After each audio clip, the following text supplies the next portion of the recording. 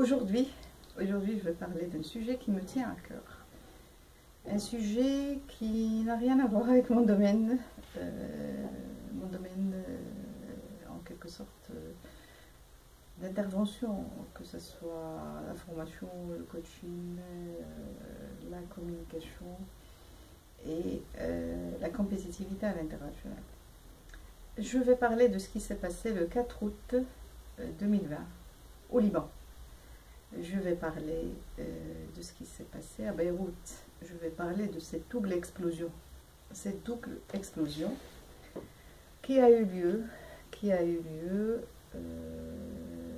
le mardi 4 août 2020 et qui a laissé derrière elle un pays dévasté, complètement dévasté.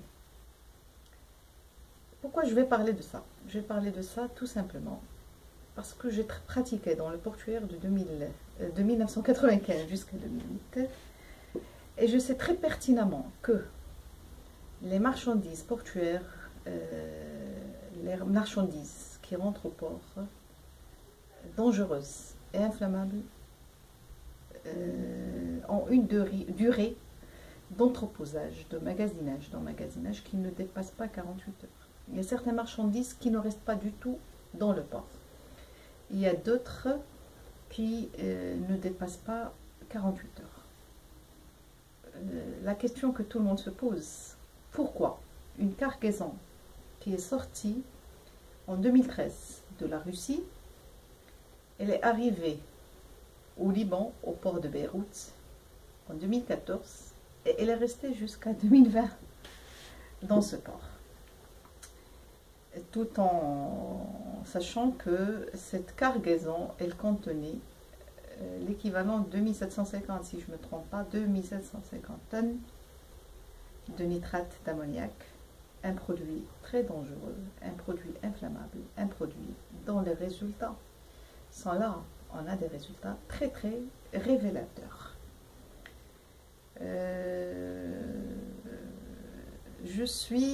Sincèrement, je suis dans tous mes états, je suis révoltée, c'est pourquoi je parle de ce sujet, c'est pourquoi je parle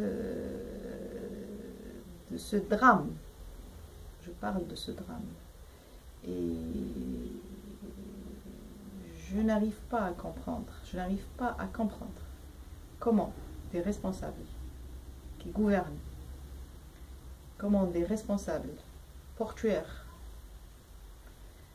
comment des hommes politiques peuvent laisser une cargaison avec ce produit-là, avec une telle pesanteur, moi je dirais, avec plus de 2000 tonnes, comment peut-on laisser tout ça dans un port qui est déjà entouré d'habitants? Le port, normalement, un port, il doit être loin des habitants. Les résultats sont là. On est face à des centaines de personnes qui ont décédé, avec des milliers de personnes qui sont blessées, des centaines de milliers qui sont dans la rue. Je plains ces habitants-là, je plains le peuple libanais, je plains les habitants de Beyrouth. Je suis très peinée. Je n'arrive pas à trouver les mots parce que tout simplement, je suis dans tous mes états. Je suis très peinée parce qu'il leur arrive à écouter les témoignages des mamans, à écouter les témoignages des papas, à écouter les témoignages des maris qui ont perdu leur femme, à écouter les témoignages de certains fiancés qui ont perdu leur fiancé, à écouter les témoignages des enfants. On est vraiment face à un désastre du jamais vu dans le monde entier. Même Hiroshima, il n'y avait pas autant d'ampleur, il n'y avait pas autant de dégâts. Et tout ça pour moi, la seule explication à tout ça, c'est l'irresponsabilité, c'est le laisser aller, c'est le manque de sérieux en quelque sorte, bon, si on ose dire de sérieux. C'est vraiment c'est dramatique. On n'arrive pas à qualifier ce qui se passe. Pour moi, on est vraiment dans la criminalité même, parce que là,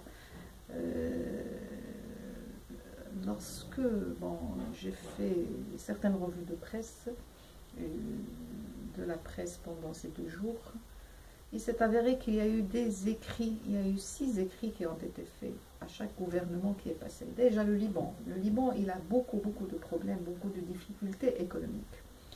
Des difficultés économiques, des difficultés sociales.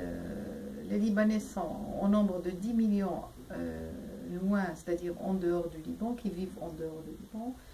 Les Libanais, ils ont vécu des guerres civiles depuis 1975 et actuellement avec le corona, qui a un impact lourd sur sur le monde entier, ils se réveillent un jour, ils se retrouvent pratiquement face à un drame, et un drame dont les conséquences seront énormes.